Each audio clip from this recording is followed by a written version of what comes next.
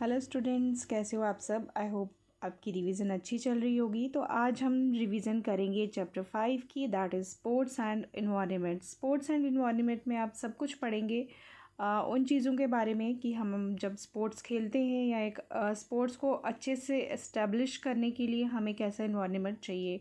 तो चलिए हम स्टार्ट करते हैं। सबसे पहले आप करेंगे इंट्रोडक्शन, स्पोर्ट्स की इंट्रोडक्शन करेंगे। जैसे मैंने आपको बताया कि 100 to 150 वर्ड्स में जो है आपकी इंट्रोडक्शन होना चाहिए। तो इंट्रोडक्शन में आप जो भी है इंटरनल एंड एक्सटर्नल जो फैक्टर्स हैं उनके बारे में थोड़ा लिखेंगे। देन ग्रोथ एंड डेवलपमेंट जो है स्पोर्ट्स की कैसे हो सकती है उसके बारे में लिखेंगे। और कौन कौन से ऐसे कॉजेज़ हैं, इकोनॉमिक, सोशल, जोग्राफिकल जो हैं उनके बारे में आप लिखेंगे इंट्रोडक्शन में, राइट। देन आपका आ जाता है meaning and concept of environment. उसके बाद जो है इंट्रोडक्शन में आप जनरली लिखेंगे। देन आपका एक मेन जो करना है आपने, that is meaning and concept of environment. Environment क्या होता है। हम फिज़िकल एजुकेशन पढ़ रहे हैं, बट यहाँ पे इस चैप्टर में आपने इन्वायरमेंट की जो है मीनिंग, उसकी डेफिनेशन प्रॉपरली लर्न करनी है। कई बार एग्ज़ाम में ये 2 मार्क्स का क्वेश्चन आ जाता है। और इसके अलावा आपके ऑब्जेक्टिव टाइप्स में इसमें से आता है। ये बहुत इम्पॉर्टेंट चैप्टर है, ये 10 मार्क्स का चैप्टर है आपका। और ऑब्जेक्टिव टाइप्स आता है, फिल इन द ब्लैंक्स जो हैं वो इसमें से आते हैं। 1 नंबर, 2 नंबर और 3 नंबर का क्वेश्चन भी इसमें से आता है। तो मीनिंग करेंगे आप इन्वायरमेंट का।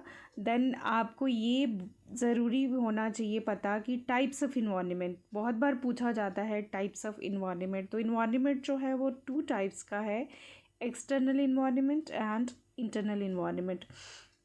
एक्सटर्नल इन्वायरमेंट में क्या आ जाता है, ये चीज़ आपने ज़रूर याद रखनी है। जो मेडिकल, नॉन मेडिकल के बच्चे हैं वो याद रखते हैं, बट आर्ट्स के बच्चे कई बार यहाँ पे भूल कर जाते हैं। एक्सटर्नल और इंटरनल इन्वायरमेंट में उनको थोड़ा सा कन्फ्यूज़न रहता है। एक्सटर्नल इन्वायरमेंट का मतलब यहाँ पे होता है non living things. It is also known as, इसको क्या कहते हैं, नॉन लिविंग थिंग्स, और इसको एबायोटिक इन्वायरमेंट भी कहा जाता है। बहुत बार ऑब्जेक्टिव टाइप में ये क्वेश्चन आया है, व्हाट इज़ एबायोटिक इन्वायरमेंट। तो abiotic environment means non living things जो कि नेचुरली बनी है, नेचुरल इन्वायरमेंट।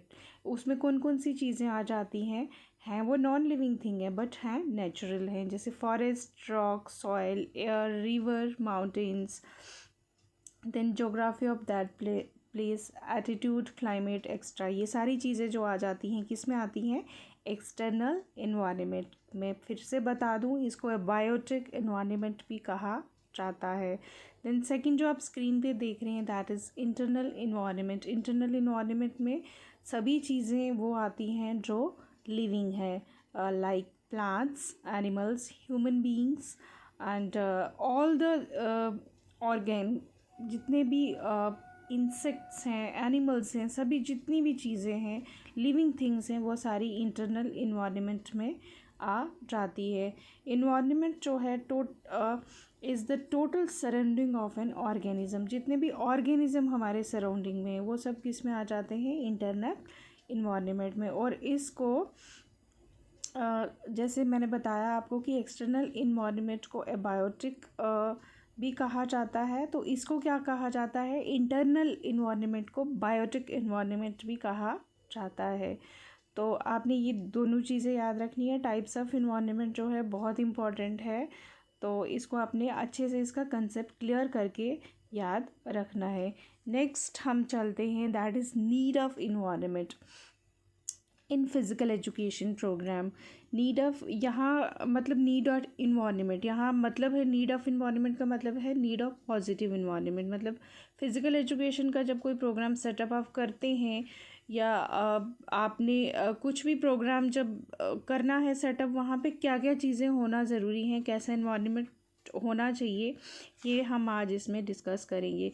सबसे पहले ऐसे ही आप पॉइंट्स लिख के रखिए, नहीं है आपके पास तो यहाँ से लिख लीजिए। For raising the standard of sports, सबसे पहला जो है for raising the standard of sports, सबसे आपने स्पोर्ट्स को ऐसे लाइटली नहीं लेना है। स्टैंडर्ड, स्पोर्ट्स के स्टैंडर्ड को रेज करने की कोशिश करनी है, उसको बढ़ाना है। स्पोर्ट्स का जो आज की डेट में हमारे इंडिया में हमारे स्कूल्स में जो चल रहा है, क्या कहते हैं उसको, जो भी इसको बढ़ाने की ज़रूरत है, क्योंकि आज की डेट में जो स्ट्रेस है, जो टेंशन है, जितने क्राइम्स हो रहे हैं, अगर हम इसके स्पोर्ट्स के स्टैंडर्ड को बढ़ाएं, सब जो स्टूडेंट्स का, जो यंगस्टर्स का ध्यान स्पोर्ट्स पे लगाया जाए, तो ये सारी चीज़ें कम हो सकती हैं। सेकंड है स्पोर्ट्स जो है क्यों ज़रूरी है, स्पोर्ट्स इन्वायरमेंट होना क्यों ज़रूरी है स्कूल्स में, कॉलेजेस में या यूनिवर्सिटीज़ में, बिकॉज ये प्रॉपर ग्रोथ एंड डेवलपमेंट करता है बच्चों का, राइट। थर्ड पॉइंट है parental help and encouragement, sports के स्टैंडर्ड को रेज़ करने के लिए, एक स्पोर्ट्स इन्वायरमेंट बनाने के लिए, पॉजिटिव इन्वायरमेंट बनाने के लिए पेरेंटल हेल्प भी बहुत ज़रूरी है। पेरेंट्स जब तक टीचर की हेल्प नहीं करेंगे, अपने बच्चों को इनकरेज नहीं करेंगे, तो एक टीचर अकेले स्पोर्ट्स के स्टैंडर्ड को नहीं बढ़ा सकता या स्पोर्ट्स इन्वायरमेंट नहीं बना सकता। नेक्स्ट पॉइंट आप देख रहे हैं इन्वायरमेंट इन इंस्टीट्यूशन, इंस्टीट्यूशन में इन्वायरमेंट स्पोर्ट्स का होना भी बहुत ज़रूरी है। कई जगह आप देखते हैं, कई जगह ऐसे प्रिंसिपल्स होते हैं जो स्पोर्ट्स को बिल्कुल भी अहमियत नहीं देते हैं, वो सिर्फ क्लासेस पे ही कहते हैं कि नहीं, बच्चों का स्पोर्ट्स का पीरियड नहीं लगाना है, सिर्फ आप बाकी सब्जेक्ट ही पढ़ाएं, स्पोर्ट्स ज़रूरी नहीं है। तो ये चीज़ भी बहुत गलत है, ऐसा नहीं होना चाहिए। स्पोर्ट्स के जो है इन्वायरमेंट, एक स्कूल में बच्चों को स्पोर्ट्स इन्वायरमेंट देना बहुत ज़रूरी है, ठीक है। देन नेक्स्ट पॉइंट है इन अवॉइड स्पोर्ट्स इंजरीज़, बच्चों को इस चीज़ का नॉलेज देना बहुत ज़रूरी है। एक ये ऐसा माहौल बनाना है, ऐसे इन्वायरमेंट बनाना बहुत ज़रूरी है कि स्पोर्ट्स इंजरीज़ कम हो। लास्ट पॉइंट आप देख रहे हैं enhancing mass participation, mass participation means आपको वही बच्चों को नहीं खिलाना है जो अच्छा खेलते हैं, आपने सभी मास पार्टिसिपेशन, बहुत ज़्यादा सभी बच्चों को पार्टिसिपेट करवाना बहुत ज़रूरी है, ठीक है। तो ये था आपका नीड जो है इसी चैप्टर में जो नेक्स्ट आपका टॉपिक है that is essential elements of sports environment. अभी तक हमने पीछे पढ़ा कि स्पोर्ट्स इन्वायरमेंट स्कूल्स में या कॉलेजेस में बनाने के लिए क्या क्या फैक्टर्स ज़रूरी हैं। अब हम पढ़ेंगे कि एसेंशियल एलिमेंट कौन से हैं स्पोर्ट्स इन्वायरमेंट के। जब आप स्पोर्ट्स इन्वायरमेंट एक क्रिएट करते हो स्कूल में, तो कौन कौन से उसके एसेंशियल एसेंशियल एलिमेंट्स हैं। फर्स्ट है इंफ्रास्ट्रक्चर सेटअप। इंफ्रास्ट्रक्चर सेटअप की जब हम बात करते हैं तो उसमें आ जाते हैं स्पोर्ट्स स्टेडियम, प्लेग्राउंड्स एक्सेट्रा, ठीक है। इसको इंफ्रास्ट्रक्चर कहते हैं कि स्पोर्ट्स आपके आसपास में स्पोर्ट्स स्टेडियम कितने हैं और उसके बाद प्लेग्राउंड्स कितने हैं, इन चीज़ों का खास ध्यान रखा जाता है कि उसको रेज़ करने के लिए ये चीज़ें होना बहुत ज़रूरी है। सेकंड है equipment facility and it's maintenance. Equipment, जो स्पोर्ट्स आप खेलते हैं, अगर आप बच्चों को ट्रेन करेंगे तो उसके लिए आपको इक्विपमेंट्स की ज़रूरत है, तो ये चीज़ें होना बहुत ज़रूरी है। देन नेक्स्ट पॉइंट है players, expert, staff and its organisation setup. आपके स्कूल में, आपके आसपास, आपके स्टेडियम में प्लेयर कैसे हैं, एक्सपर्ट स्टाफ का होना बहुत ज़रूरी है, और जो उसका ऑर्गेनाइजेशन सेटअप है वो सही होना बहुत ज़रूरी है। देन नेक्स्ट इसके कुछ पार्ट्स हैं आगे, जैसे इसमें फर्स्ट है ऑर्गेनाइजेशन की जब हम बात करते हैं तो ए पार्ट है इसका attitude and behaviour of officials and Spectator. Sorry, ये स्पेलिंग थोड़ा गलत हो गया है, ये आप थोड़ा सा चेंज कर लें। मैं फिर से रिवाइज करती हूँ, attitude and behaviour of officials and spectators. जहाँ भी स्पोर्ट्स के कोई मैचेस हो रहे हैं, कंपटीशन हो रहा है, तो वहाँ पे एक पॉजिटिव बिहेवियर रखना ऑफिशियल के लिए, स्पेक्टेटर्स के लिए और स्पोर्ट्स पर्सन के लिए बहुत ज़्यादा ज़रूरी है। नेक्स्ट पॉइंट है attitude and behaviour of parents and players. अगर कई बार आप हारते भी हैं या ऑफिशियल किसी वजह से आपको गलत डिसीजन दे देता है, तो वहाँ पे आप पेरेंट्स और जो स्टूडेंट्स का बिहेवियर है वो कंट्रोल में होना चाहिए और वो पॉजिटिव होना ज़रूरी है। अदरवाइज़ वहाँ पे एक इन्वायरमेंट जो है, माहौल जो है वो ख़राब हो सकता है। द नेक्स्ट है drugs, tobacco and alcohol free environment. ये बहुत ज़रूरी है कि जहाँ भी आपका स्कूल हो, कॉलेज हो या स्पोर्ट्स स्टेडियम हो या स्पोर्ट्स कम्प्लेक्स हो, कुछ भी हो, वहाँ पे सबसे पहले ये बहुत ज़रूरी है कि जो भी पार्टिसिपेंट्स हैं, ऑफिशियल्स हैं, they should be tobacco and drugs and alcohol free. उनको ये चीज़ें, उनमें ये हैबिट्स नहीं होनी चाहिए। तो नेक्स्ट टॉपिक है आपका। मैंने जैसे बताया कि ये चैप्टर थोड़ा लंबा है, मैं एक ही वीडियो में पूरा रिवाइज कर रही हूँ आपको। नेक्स्ट टॉपिक इसमें जो आ जाता है essential elements of sports environment. हाँ, ये हमारा हो गया।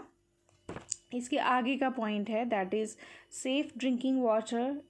पॉजिटिव इन्वायरमेंट के लिए जहाँ पे भी आप बच्चे खेल रहे हैं वहाँ पे ये चीज़ का बहुत ज़्यादा ज़रूरत है कि सेफ़ ड्रिंकिंग वाटर होना चाहिए। लो लेवल ऑफ़ नॉइज़, आसपास नॉइज़ नहीं ज़्यादा होनी चाहिए। व्हीकल्स मतलब गाड़ियों का शोर नहीं होना चाहिए। कोई फैक्ट्रीज़ नहीं होनी चाहिए, राइट। देन क्लीन एयर होना चाहिए। सैनिटरी सराउंडिंग्स होनी चाहिए। Then low level of radio active radiations अगर आपके आसपास ऐसे कोई टावर नहीं होने चाहिए या कोई ऐसी फैक्ट्रीज़ नहीं होनी चाहिए जो कि प्लेयर को हार्म करें। तो चलिए आगे चलते हैं। नेक्स्ट टॉपिक है, I think it's last topic of this chapter, that is role of an individual for prevention of sports related accidents.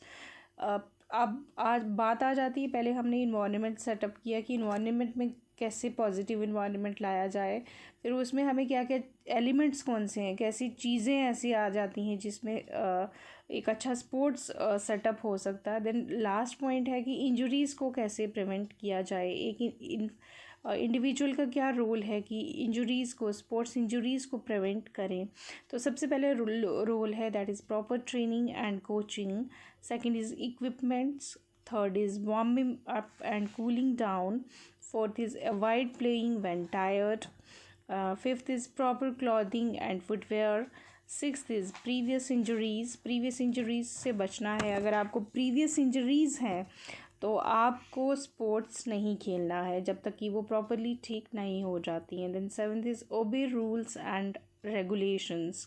जो भी स्पोर्ट्स के रूल्स एंड रेगुलेशंस हैं उनको प्रॉपरली ओबे करना है। Then next is training regarding safe escape.